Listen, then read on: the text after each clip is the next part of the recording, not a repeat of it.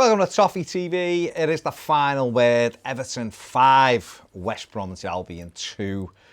Oh, it sounds good. It sounds good. Everton, joint top of the league. Still taking it. We were top till very late last night when Leicester grabbed the fourth. But it's all good. Joined by John Blaine, the chairman of the Shareholders Association and, of course, member of EBM podcast, founder member of Everton Business Matters podcast, and also John's been on loads of times. So there you go. It's all right, this playing footy and winning, isn't it? It's not bad. Stress-free weekends are really cool. Yeah. Was it stress-free? Yeah, I think so. I mean, I was talking to my missus about it, and when they took the lead, I said, well, one thing we did have last season, particularly towards the back end, was we didn't panic when we went behind, did we?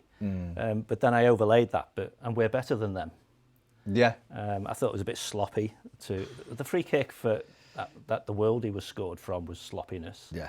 And if you're anti certain players, you can find out who lost the ball in the first place. Yeah. And then Alan did that. But I just thought there was no doubt. Yeah. Fair. I mean, listen, that's fair enough. You were more confident than me. I think I was so calm when we played Spurs. The whole game was just like, yeah, this is great. And even though 1-0, yeah. Even at 1-0. Yeah. No, and then Saturday, I think I was frustrated by the way we started. We started sloppy and we really didn't pick it up till after about 20 minutes. But, I mean, let's start at the beginning. Obviously, the manager kept the same team. Which was a no-brainer, wasn't it? Yeah, I mean, listen, we've made 10 changes in midweek, which is fine. I know some people were a bit nervous about the changes, but that team did the job. And then we went back and reverted to type, which was right because the team the week before had played so well. And some of those players might have benefited from playing midweek as well. Mina may have done. Because he was I think we were talking before. He was excellent against Spurs, and on Saturday he was less excellent. Let's put it that way. But it was the right decision. I mean, there's a lot being made. Just very quickly, there's a lot being made of people like Anthony Gordon being left out of the 18, and it was Theo Walcott at the weekend. A lad who has been in our 18 when fit, and been in our team a lot of the time when fit, hasn't he, since he came here? Played against Salford out the squad, but that's an indication. I think it's a good indication of the strength of the squad, really. I think so, yeah. I mean, some of the players we blooded towards the end, and Anthony Gordon being the most obvious, I think, who has been one of those players who, had they waited at the lower age group, he might never have been perceived to be ready, because you can't, until you see him, you don't know if he is. But he's stepped up, hasn't he? And, his potential as a player, technical and all that, has always been there. Whether it was attitude then, because he's been king of the block, hasn't he, in his own age group? And we've seen so many players who are too good for the 23s, not good enough for the first team. But I think he's, as you rightly say, I think he's stepped up, and he's a squad player now, which is fab. And he's earned the right, hasn't he? But he has earned the right, Exactly, and it's about, I guess it's about building his physique up a bit more and getting used to, I'll play this week, I might not be in the squad at the week. It's coping with those demands first, because like you say, after lockdown, he started a lot of the games, and I think he might have started at least 50% of them, if not more. Was involved in every game.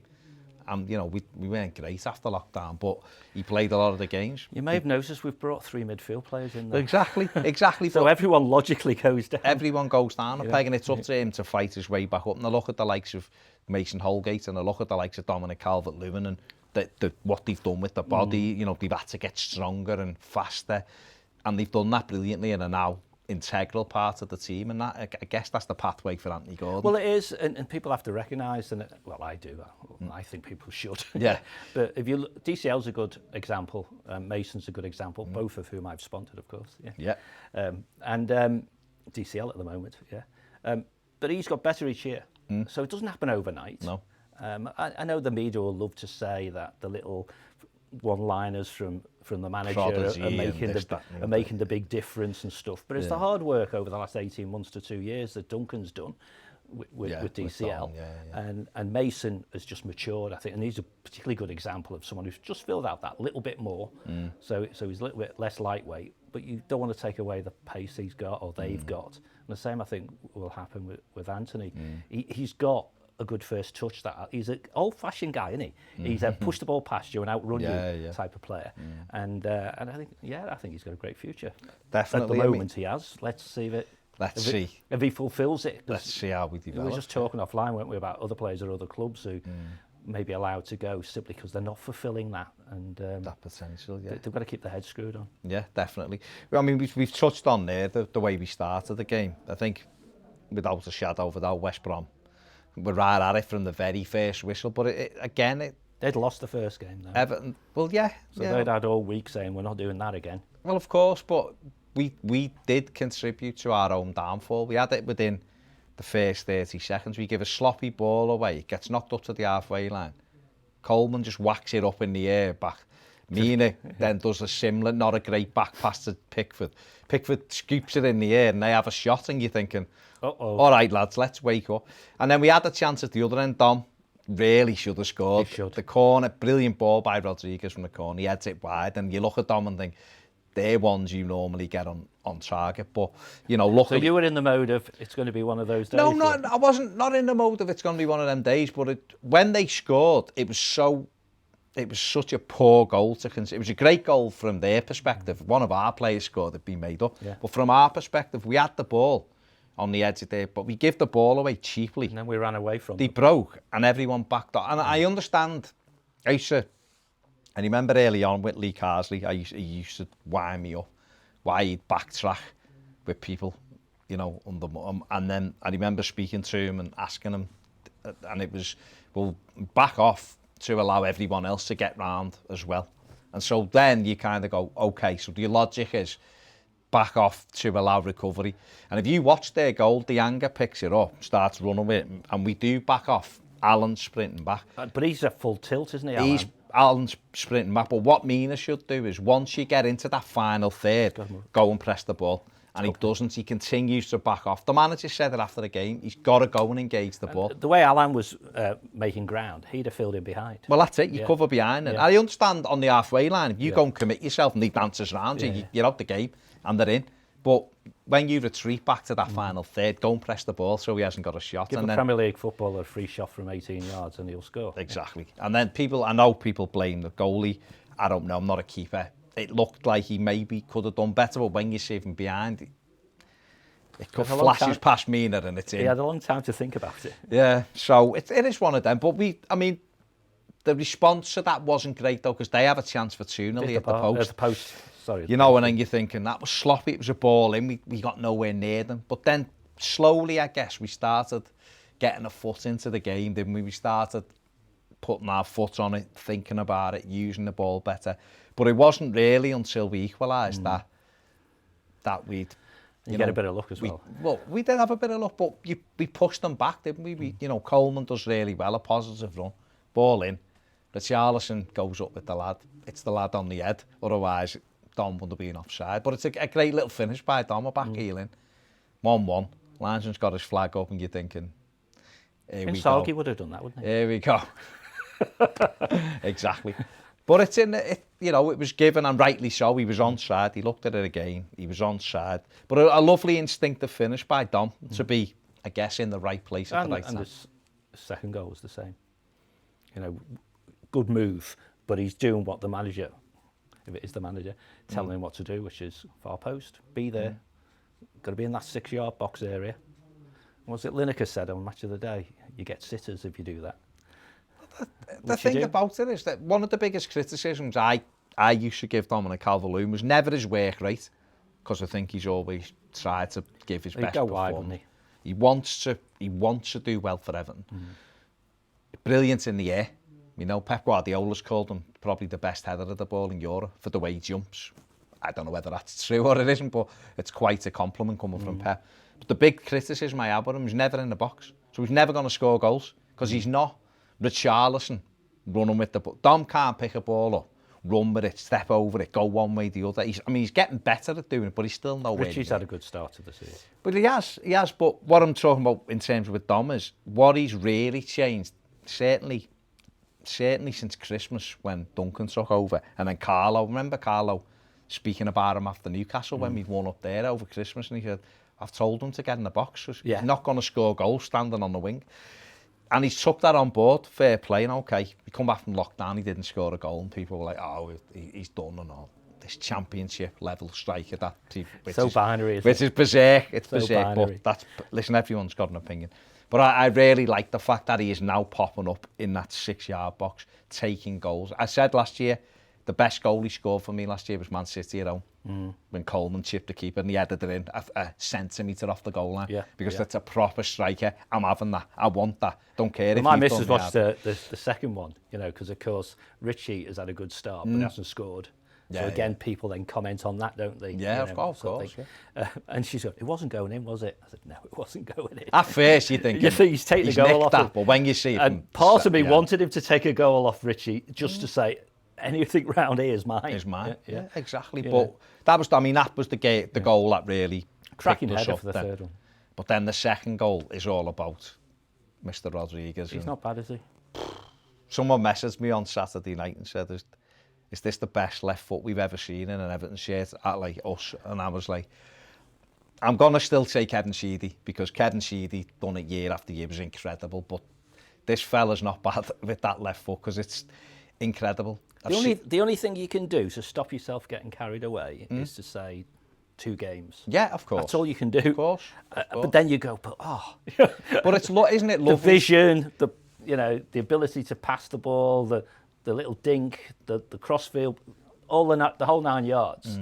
He just oozes class, doesn't he? That's it. But that was what I was going to say. It's lovely to watch, and I guess the negative is we're not there in live. He's really lazy, though, isn't he? Doesn't do sprints. Well, that left foot. There's something for everybody. So watch that quality. Oh, it's superb. Take a touch, manipulates the ball. He can't get near. He's not quick. He's not slow, but he's not lightning quick. But he's got all of the ability in that left foot, the vision. Turns, it's all about the vision. Checks inside. The most person he passed to, which when I looked at his pass map, was Luca Dean. With the switch, and that's incredible, going from right to left. But I just thought his vision's incredible, and the way Richarlison does ever so well, goes past the player, runs at them, commits people, makes it square, and then it's one touch. After a few more games, particularly players like Richie, they'll be making those runs expecting to get the ball. The pass, yeah. I mean, he did really well to watch the line for for the goal and stuff, but he was ready. Yeah. And it was difficult if you tried to stop it on the old Sky Plus to go, did he pass the ball because Richie was making the run? Or did Richie make the run because he knew he was going to pass the ball? And if we don't know, the defenders ain't going to know either, are they? And then DCL can peel off them, but that's about having trust. They've seen him in training. He's probably said, listen, when I get it in this area, make the run, because I will find it. And he's got that ability. Then you get the bandwagon boys then, like Jennings, don't you? This is the perfect threesome, sort of thing. Well, listen, it's nice that they're saying something positive, but we got in front, and then obviously Kieran Gibbs has a moment of madness for West Brom. Because if you're a West Brom fan, you're sat there 2-1 down thinking, how are we getting beat here? Because we've more than matched Everton in that certainly the first half an hour. Okay, it became more even once we equalised. Keep playing and see what we get. We might get beat, but we're in this game. And your left back, who's experienced, he hasn't come in from another country.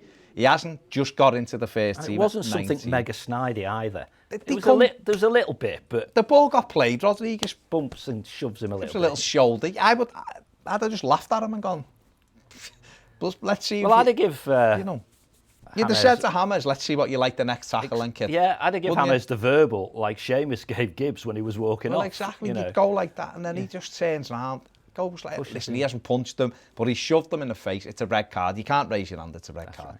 And for West Brom, that must be so... I know Bilic goes and gives it the big one at half-time and gets sent off, but I'd be fuming with Kieran Gibbs rather than the referee. If I was Bilic, I'd just be like, I know he come out and he's done an apology on Saturday. I shouldn't have done it. Oh, he tweeted it, yeah. But he's the one who's let them down, really. The referee can only do what the referee can do. She's a raised arm. it's a red card, end the story. And I don't know, for them, I'd have been frustrated. But we could have had more, couldn't we? Well, in Everton fashion, we come out for the second half and you're thinking, right, let's go to town, 2-1, let's start using the ball. And within a minute, it's 2-2. Yeah. And you've got to say, a fabulous free kick, brilliant free kick. But you touched on it before. Again, basically, it was our own downfall with Andre Gomes dwelling on the ball, shoved off the ball. He's 6 foot, big, strong lad. He's got to use it. He's normally good, Andre Gomes, at using his body with the ball. Under control. Yeah. You won't get him off it. No. But that was a little bit... Just as it was getting to him, yeah. Is that just do you think that's just not sharpness because it's the second game? Or is that just a little bit of arrogance as he won't take it off me? Or I think it's in him. I don't think it's a sharpness thing. And I think we'll perhaps... Sorry, you pick someone who's not his greatest fan. Yeah. I think we've got something perhaps we've got to live with that he's always going to do. That's it, it's interesting. I mean, he's a really good footballer, isn't he? Yeah. And I think he's in the team. He's in the team because he's different than anyone else we've got in terms of the way he uses the ball. But you're right, there is that... If you play James as a 10, you're not going to play Gomes, are you? No, that's... Listen, if we got a...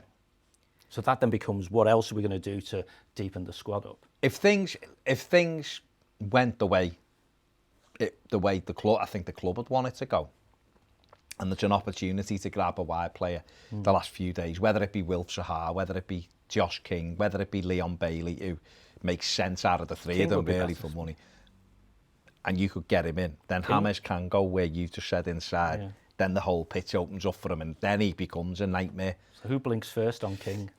Well, it is, isn't it? But they're the options. If Everton can move players out, then that becomes an option. And then Everton's options change then. Then Andre Gomes has got a problem because it's, how am I getting into this side? Then he's got to step his level up. But that's what we want. If Andre Gomes becomes our sub, then immediately your squad's gone, boom. Because we're talking about a player here who we were desperate to sign after he had his first year on loan. Okay, last year he had the terrible injury. He'll go in the window. I don't know. I think if Everton got an offer for him, he'd go. If he wanted to. But I don't know whether anyone's going to come in for Sigurdsson. But I was impressed with his attitude when he came on. Well, I was going to say, he just strikes me from watching the game, not the last couple of games, but generally when you're being in the ground and stuff. He's perhaps one who can mentally step up because there's competition around him. Especially if he's got legs in there like the core. And Andre's such a cool dude, you know. It's like, maybe he can't change. Maybe that's what happened to Barcelona. I don't know. I mean, the player they bought and the player they got were not the same one, were they? No. So it's an interesting one. But you're right about squad depth. We're talking about players who were automatic picks now having to think themselves that I might not get a game. Yeah. And they'll either step up, move up, or move out. Or really. Move out. Yeah.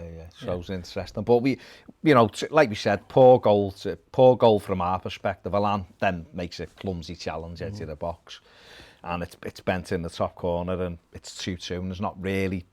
I looked at Pickford and because he moves his arm, it looks like he's pulling hard, but he's not getting... No, I think he's getting ready to land. Yeah, he's not yet, because he knows he's not getting anywhere near it. It's right in the top corner. He's getting ready to land, I mean, the good thing from our perspective was a couple of minutes later, we're back in front, great ball in Luca Dean, great header by Ritchie. Keeper makes a save, and Michael Keane, who's... That poacher in the 6-yard box. That's it, instinctive, it's in, isn't it? 3-2, and fair to say, really... GCL was in the vicinity for that one as well. He was there as well. From that moment on, there was never any doubt then, was it? We started then using the ball correctly. Alan got on it. Gomes did get on it a bit more. He was a bit more sensible. He was dropping in, and we were able to take the game away from them. But the goal of the day was obviously... I mean, listen, James' goal was individual, brilliant, great touch, shift, shoot. Team goal was... But the team goal, because it was a lovely move, and Alan's got it, and he just knocks it inside, and it's that, like you say, in that run. It's the little round the corner there, and Richarlison's peels off, knocks it goalwards, and Dom is in the right place at the right time. So the teams we're playing now know who they have to talk about in their tactics and briefings and stuff. So James will get a lot more attention. But that should free up. It'll free others up, and I think he'd probably thrive on it because he's technically so good. Yeah. He'll move it quickly, and one-on-one he can drift past people if he needs to. Easily, yeah. It was just the pass is incredible. You'd have to watch that pass again and so you again. get carried away now. Well, just on the pass, you know, again it's a long season. Your mates next door from the dark side are getting carried away. Yeah. So they're seeing the potential, you know, and they want the city to be great, sort of thing. As long as they're on top. Of course, but you've just told them as long as it's the other way around. That's the other way around. They can do what they want. Back to the good old days, the mid to late 80s. Yeah. But the mere fact they're talking is, you know, interesting, and then you've got the social media stuff of how the hell did they get this player? What's gone on there? And, you know, hats off to the teamwork between Brands and Ancelotti. You know, I know your personal phone call, all this sort of stuff. And that's what you do to get deals across the line. So we've probably got the core that the manager wanted now, and everything else is icing, isn't it? I hope. You hope. And we keep forgetting we've got an injured midfield player as well to come back. Yeah, who I think the hope could certainly be an answer to a few issues. We get the 5th quickly after Dom again. You know, great ball in, James, lovely ball in, and a header a brilliant header really from. I think that's gone almost under the radar. It's behind him. He gets it back, and the keeper. It's past the keeper. A little bit like Lloris last week. First time he knows anything about it, it's bouncing behind him, and you know, a 5 there. You're thinking this could be 8. Yeah. This, you know, but then we made changes, didn't we? We brought on, we took off the core to protect him because I think they know how important he is because we haven't really got anyone like him. You know, if Gomez gets injured, Sigurdsson can kind of play that role, you know, but if the core gets injured, we ain't got anyone like him who can go all over the pitch, you know. And I actually think he had a great game at the weekend, but he was just where he needed to be at times, and that's the beauty really. We're gonna have those phrases, aren't we? He's doing a water carrier's job. Yeah. But if you've got the thing about it is you know, I've heard a lot of people going really surprised by it, but we actually bought 3 really good players. So when you buy 3 really good players and put them in a team, it isn't that much of a surprise that they're actually really good at what they do. You know, Alan he knows his job. This is a 29-year-old footballer who's played in Serie A and played for Brazil. He knows his role, so he does it. The core, he's Premier League proven. He knows how to get around the pitch. The other fella's got a world-class left foot, so he's great at it. So it's the other players who are thriving. We've got 2 players who scored. And 2 lads 26 goals last season with the exact opposite type of midfield. Exactly. So you look and go, well, come on, lads, you've got to be aiming for 20 goals. We get 2 players scoring 20 league goals each, and we're in the mix for everything, aren't we? We are, well, without a shadow. Absolutely in the mix for everything. Because if you get those lads scoring goals, you've got a chance in every single game. That's right. And obviously, we made the changes, and we lost a little bit of the. I think we just kept the ball, didn't we? We kept the ball, and we hit the bar with the Luca Dean free kick, which James had sent them the chippy, and he dragged him down. Jake Livermore drags him down, and lovely free kick from Luca. It's good when we get a free kick that range. It used to be, you know, Siggy would watch Luca taking it, sort of thing. Now there's a few of them. There was 3 or 4 of them, I don't mind it, yeah. And then obviously Richarlison had the goal disallowed, which was a fantastic ball by Sigurdsson. There he was. He put one in the other night, the similar thing, and I think Keane headed against the bar, and on Saturday he put fantastic ball in, unbelievable finish really, and just a pity he'd gone just that split second. See, I had the chat at half time, so I'll have it with you briefly now. Yeah, half time, as you said, we go in 2-1 up. They've just gone down to 10 men. You know, Bilic's half time, if he was able to give one, would be about what we're going to do and reset and so on. And I was thinking to my mate, I was thinking, well, what would a really top team do to this lot? You know, they'd rip them, wouldn't they? Yeah. You know, so where would you draw the line? You know, and I'm thinking to myself, 5, 6. You can imagine a City getting 7. You know, crazy things like that. Yeah. So then, with the hindsight, we didn't get too far away from that, despite not playing perhaps as good as we hope we can when this lot all bed in, and that's the exciting part, really. Oh, definitely. I mean, both games, the Tottenham game was just it appeared too easy, so it was much easier for people like me, perhaps being pragmatic, I suppose, to think it was more about how poor they were than how good we were. I think a good team, a really good team, would have just put more on Tottenham. But don't forget, Richie missed. He missed 3 really good. That's what I mean. That's where I was about to go, and that's what people remembered from the first game, really, that we didn't get our just rewards in the first game. And had he scored one or two of those, we'd still be top, wouldn't we? You know. Yeah. But as you said, we started slow against this lot. Had moments, but it was actually just the quality in some of the players, most notably James, that made the difference. And so there's some gears to go through yet, and we could get really excited. Well, we just need to be oiled for when, and see what happens. I think that's going to be quite a really interesting game. Oh, it will be, without a shadow. It will because be, their defence looks like it's peaked before this season, I think.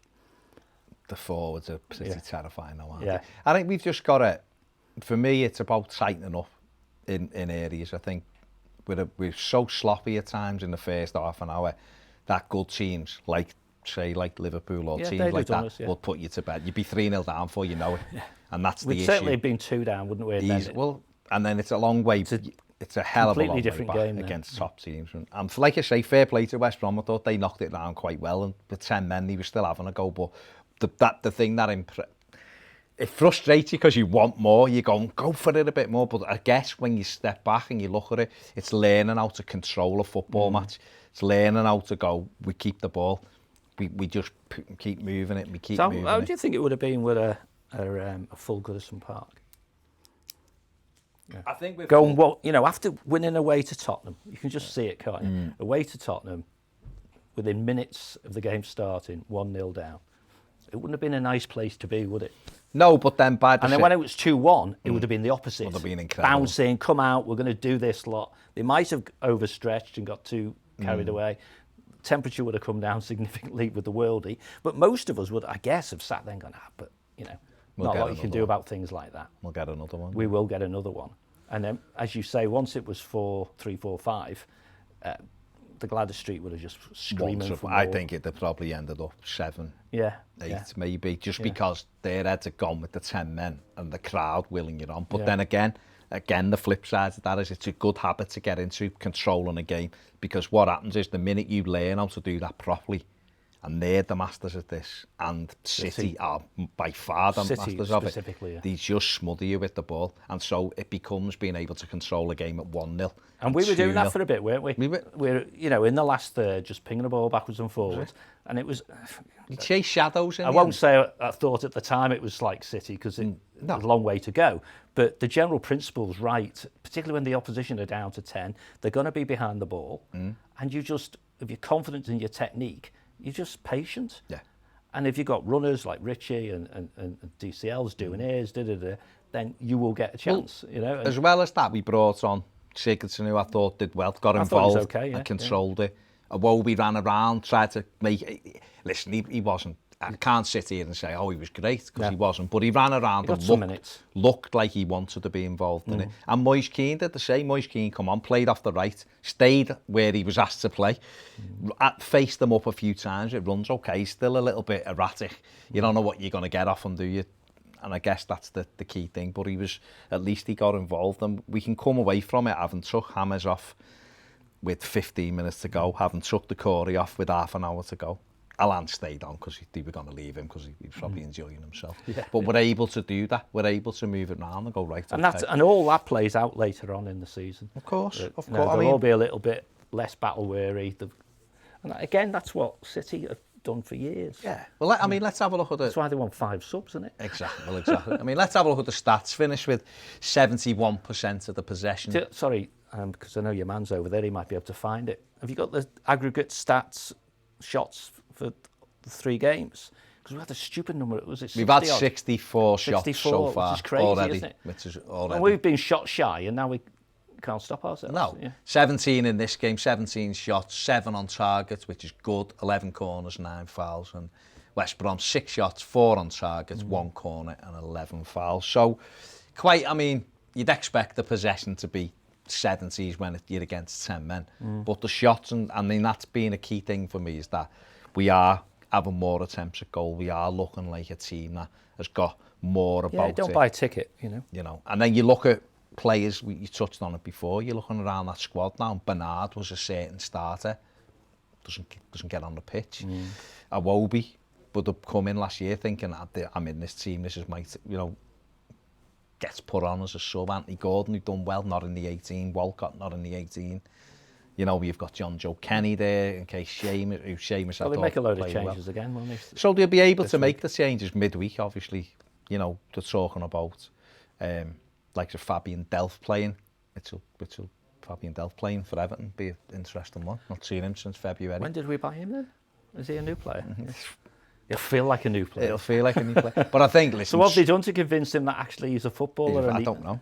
Maybe he's just gone, actually, these are good, I want to play. Or is he now 150% fit? I don't know. But I think the thing with him is, and with a few of them will be in these games, it's shop window as well. Of course. If you're not going to play, or you... Because whatever you think about pro footballers, deep down, they all want to play. They must do. They all want to play. They must, and if it was me, if I was looking and thinking there's a couple of weeks left of this window, I'm not going to get in here. That's how I'd look. I'd look and go, well, I'm probably not getting in this team unless one of these players gets in. Like to be a fly on the wall, wouldn't you think, where people like, as we talked about him, John Joe and Tom Davis, for example, where they sit in the mind of the manager. Because you talk about Iwobi and Gylfi and say, Tom, let's just pick them three. And he'd have thought, I'm third of three. Yeah. Then he'd have saw some of the performances last season, thought, I'm going up the ranks. Yeah. And actually he's, you know, through no real fault in the sense of he's had some poor games, but no poorer than anyone else. So he perhaps would be an interesting one to see what happens if someone come and slapped a wedge down and thought, we'll try and get him on the cheap, potential-wise. Because I think if Gbamin comes back fit... Well, that's it. He's another one who... Then he's just because of the athleticism and the size of him. I mean, you look at us now, we're a bigger side than what we... Certainly when you see the corners. The corners and stuff, you go, all of a sudden, we got 4 or 5 here who were 6-footers and... Well over 6 having small, you know, when they used to all be down at my side, you had no chance with a corner, so that'll change. And Tom Davis, not his fault, but he's not athletic like the core, that kind of thing. I still think he's a good footballer. I still think these players, if you put one of them into a midfield with the others who are athletic like the core and Alan, can still perform. There's no question about that. It's whether or not they're going to get that game time on the likes of Delph. If I was Delph, I'd be looking for me next. I know he's got 2 years left on probably a very nice contract, but he's 30. I'd be thinking... He's an old 30 though, isn't he? Yeah, he's had a lot of injury. But I'd be thinking I want to play. He's 30 and Hammers is 29. He's only just 29 now. Yeah. But you'd be thinking I want to play, wouldn't you? 30, of course. You know, so... And there'll be... He might find himself up a championship, mightn't he? So, I think there'll be a couple of... Listen, there's a couple of Premier League who need the experience, some man who can... Them Saturday. Yeah. I don't know whether they've got that kind of money, but them on Saturday could do with... Those kind of teams could really do with Fabian... Leeds are... Hey, you score 3 and we'll get 4. You know, the 2 games, 4-3, they're opening 2 games. They can't carry on like that. They'd be relegated. And the way their manager wants them to play, you need rotation. Exactly, and you need someone with a cool head. And I know he's former Leeds. So we'll see. I've not even looked at who our 25 are, or how many we've got with, you know, with the homegrowns, at the extras. But think about it this way. We will move on now, but just think about it this way. We were able to make 10 changes in midweek from the team that had just won. And that was without Fabian Delph, Mason Holgate, Branthwaite played, then he went off. Jean-Philippe Gbamin, Iwobi, Tosin. Well, he's injured, but no, but I mean, what I'm saying is he's part. There's another 5 getting paid. Mo Bezic. Of course, yeah. Bezic. So there's 6 players on top of the 10 who come in. 16 of the lads who aren't really going to play. So we've got 30ish, haven't we? Too many. Yeah. Without a shadow. There's 4 or 5 too many. That's not including the likes of Ellis Sims, who and is of course there or thereabouts. Marcel's view is it's not 25, is it? It's 22, because he wants the other 3 to be those. Just around for Ancelotti. Show of belief, wants 20 plus 3 academy. That's roughly what they want to work with, which is very similar to what he says over the road. Well, and what Pep Marcel Guardiola said that, didn't he? 22 plus 3. Plus 3. So it's there or there. So we're still 8, 9 players away from that. And that still has you with every position's got 2 players. So obviously, but we listen, we've already touched on it, but we can't not speak about, Joe's put there, the magician. And he started the 2 games like a magician, really, hasn't he? Yeah. 73 touches, which is it. I mean, I'll put that into context. Dominic Calvert-Lewin made 10 passes at the weekend and played 94 minutes. Now, I'm not having a go at Dom, but I mean 10 passes. And this Did that include 3 passes into the goal? The net, 73. I think he had 17 touches. Yeah. This fella's a 73 touches, 1 goal, 1 assist, although he got like a half assist. And he's allegedly playing wide as well. Exactly. Well, he comes right in, doesn't he? Yeah. Successful passes, 42. Successful long balls, I can't see. Joe's done that a bit weird. Chances created, 2. Passing accuracy, 81%, which is very good considering where he plays and the amount of time he switches it. Successful attack on third, 15 passes. 4 ball recoveries, which I like because it shows the work rate. 3 fouls suffered and 1 successful dribble. Let me ask you then, have you been, and I know the caveat to this conversation is it's 2 games, but have you been impressed with James Rodríguez? Yes. So for that pleasantly, what I mean by that is, I'm not saying you didn't think he was a good footballer, but the way in which he seems to have fitted into the team and been able to deliver for us so far. Yeah. I mean, I think because he's dropped in, I mean, you could cliche it, couldn't you, with he seems like he's been a hell of a lot longer than, has he been here a month yet? I don't know. 10 days, 11 days. What was the exact date that he signed, you know? A fortnight today. Well, there you go. So it's only 2 weeks, crikey, and you can't imagine him not being here, can you? The only, any cause for concern is just, in quotes, can he stay fit? Yeah. But you just talked about player management with Decore, with him. You get games won, you take them off. They get, because all those injuries and stresses are all done in the last 10 minutes. Yeah, you know, true, and all that good stuff. So it's a lovely little, with EBM stuff, isn't it? The virtuous circle thing, which is he makes a difference, gets the game won, can go and relax, so he doesn't get injured. So we can do it again and again and again. Gets given a bottle of Echo Falls, 5 yeah, well, that obviously will make a huge difference. Why yeah. At least it wasn't. Well, it might have been a bottle of COVID, I suppose. Yeah, but, well, hopefully not. No. But you can't fail but be impressed because you've got a genuine world class player. Yeah. Dropping in and doing it almost straight away. You know, and the league and the pundits are all going to talk about him. And if they talk about him, they talk about our club. And if they talk about our club, it ripples out across Europe and the world and all this good stuff, makes Brands and Ancelotti's acquisition of the next player that little bit easier again, you know? And presumably all our social media content's going up because of him, huge following he's got. You know, that video of, you know, someone's phone of laughing and getting the bottle through the window and Ancelotti orchestrating the scene, all they help, they all feel good stuff. Keep it going, don't they? So yeah, can he do it on a dark, you know, wet night in October? He won't have to. We'll see. Well, he might not. Because the squad depth is such as it is, he won't have to. But yeah, fantastic, and you can't wait for the next game that he's going to play in. No, just to watch him. Yeah, it is. It's that anticipation. And I think if we could get, I'm being greedy here, of course, but if we could get another winger, I would a wide player, I would love to see him inside. I really, because I just think it'd be even better because it opens up. Or if we couldn't get another winger, and this isn't anything against Seamus Coleman, because I thought Seamus, I think, has been really good the first 2 games. But if we had a flying fullback as well, so that every time he comes inside, you've got someone on the outside who's a little bit maybe, because listen, let's have it right. Seamus Coleman's 31. Okay, and I know the manager's saying, you can't wait for him to play his 500 game play till he's 40. Great. I love him. Choice, I love having him around the club. He's incredible, and he's still a good player. So I'm not one for ripping him up and throwing him in the bin. But if you had another fullback who's a flyer as well, so that you have, because you've got to protect the players. It's about quality. There'll be games.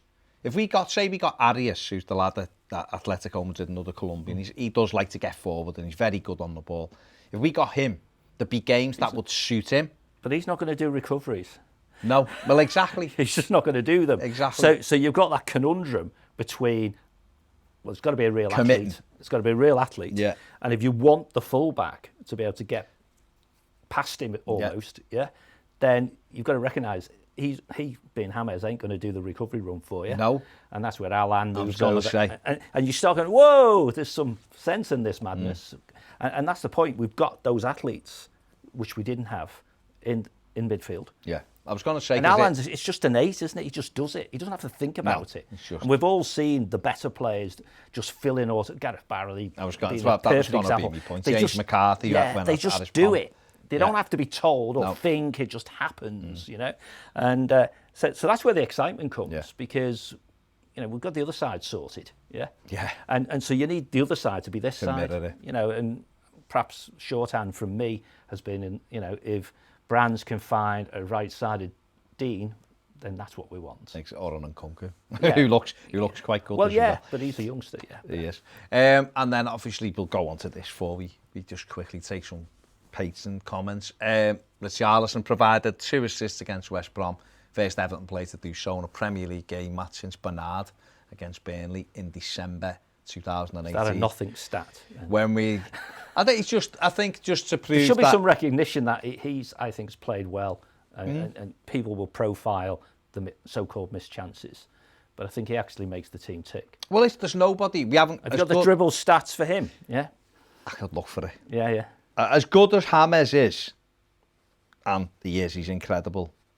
He's still our main threat because he carries the ball. It's the ball carrying. He's a nuisance, and what I mean by that is he doesn't leave you alone. He's a lad who runs up and down, puts tackles in, fabulous in the air. He's a threat, and I guess for the manager, he's a dream, isn't he? Because you can try him out on that left, and then if you need to give Dom, which is what he did at Spurs, if you need to give Dom a bit of a break, he can go and play through the middle for you. He's a team player. I think he's just an absolutely fantastic footballer. He's completed 2 of his 3 take-ons at the weekend. 6 ball recoveries. Lost the ball once. That's fine. That's low for him. It is. Ironically, only won 1 of his 4 aerial duels. He's normally about 50%, but that's neither here nor there. Defensively, won both of the tackles that he attempted. Finished the game with a 81% pass completion rate. And also, I guess all that's missing from him is a goal now. Yeah. You know, he could have got 2 or 3 at Spurs. I mean, I did that tweet earlier on about DCL taking, you know, like 3 or 4 months, did I say, to get the number of goals he's got now. I never looked at Richie. I'll have a look because I don't think the chances will come and he'll take them. I've got no... and that's the thing now. We don't have to worry about you're just there to score goals. No. The all-round game is fine. It just needs the end product. Yeah, he doesn't worry. And in a way, DCL's having it the other way around. He's not getting a huge amount of touches, but he's scored the goals, so that gives you confidence. And so. Well, what he'll do different to Dominic is he will score. He'll get goals that away from home that will win us a game, or he'll create something from nothing, which is what he does and gets us a goal. You want Dom. He's the number 9. You want him in the box, putting the ball in the net. But no worries really with Richarlison. But let's just before we finish, let's just quickly have a look at some of these people in the comments watching live. Gary Ward says, howdy, hello. Paul Livesey's still buzzing. Paul Livesey also says, ready for...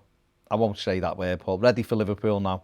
Not saying we'll win, really does, but we can have a good go now. I'm going through a derby with hope. Well, we can. And listen, they're open. They're terrifying in the final third. We know that, but that's nothing. They're not gonna surprise us with that. We know that, but we can surprise them with how good we are, can't we? Because the teams they've played against in the last few years. Mason won't be ready by then, will he? No, and I guess that's the worry. But we might have another centre back in who's quick by then. You know, that's what they're going for. Because their front 3 would enjoy playing against our backs. Well, we'd have to sit on the edge of our box, wouldn't we? Yeah. Which means you're giving up a lot of possession to them. But then that might be a way to play them on a counter-attack. So we'll see. Stephen says, we do need to be better at the back, and Alan will need to learn when to not go forward. I think he knows. I just think at the moment, because he's very progressive with the ball, Alan, he's not just a Garner, and I'm not being disrespectful to Garner, but he was very much just protected. Alan is a really good passer of the ball and wants to be involved higher up the pitch. It's communication, really. That's all it is. People filling in. If you're going, I'll sit for you. Yeah, him and his twin need to decide who's going and who's sitting. Yeah, who's going and sitting. Gary Ward still made up that Dom got a hat-trick. Also says, it's great to see John again. Thank you. There you go. John would have been in regularly, but obviously for other stuff going on. Keane says, good to see John back on the couch.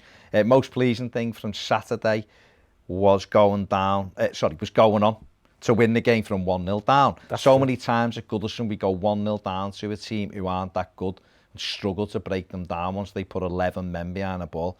We even did it against West Brom in the past years. That's where your magician comes in. Well, that's it. Good to finally have a creative midfielder this season. Yeah. And that was a big thing. You know, we had that stat, didn't we? Going behind and never recover. And Marco Silva's Everton, for instance, 50-odd games when we lost the first goal. It's good to see we were able to turn that round. Ped says, hello from sunny Anglesey. Is that where he is? Hello, Pedro. Hope you're having a nice time, mate. I was over there. It's not the weather's nice. But I was in North Wales this morning. It was roasting. Yeah. Stuart Thompson says, welcome back, John. Come on, my old mucker. Give me true insight of what we have to spend on further on signings. Right. And join me in applauding Mr. Brands for some good work so far. I'm gonna grab John for the Tuesday topic in a minute, so that'll be out tomorrow. And we'll talk about that thing. Okay. Michael says we need a centre-half 100%. Well, we do. And I think at the end of the day, that's what they're looking at, aren't they? They're looking for players now who are quick centre-back. They know. The manager come out on Saturday and said, we need a centre-back. It's as simple as that.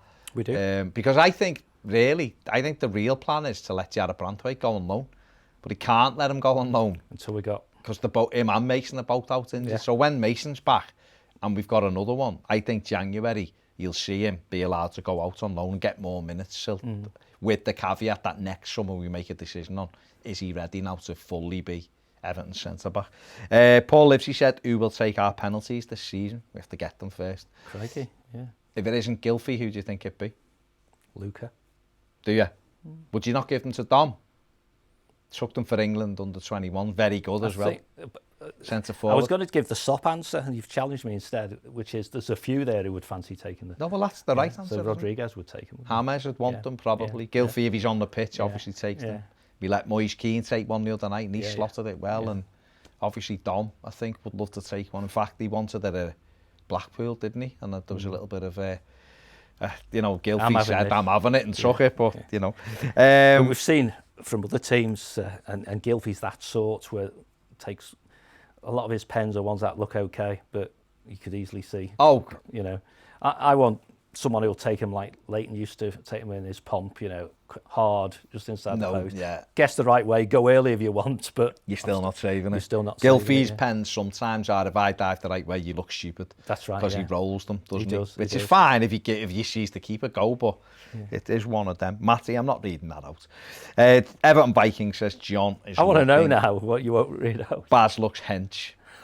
There you go. Matthew, Everton Viking says John is looking really well. Oh, thank you. He is. He's looking very good. Thanks for all your comments. Big thanks to John. It was great. Listen, it's fantastic to be Saturday. We played 3 games in 6 days and won all of them. I honestly can't remember the last time Everton did that, for the simple reason that normally there's one of those 3 when you go, we've got a good week here.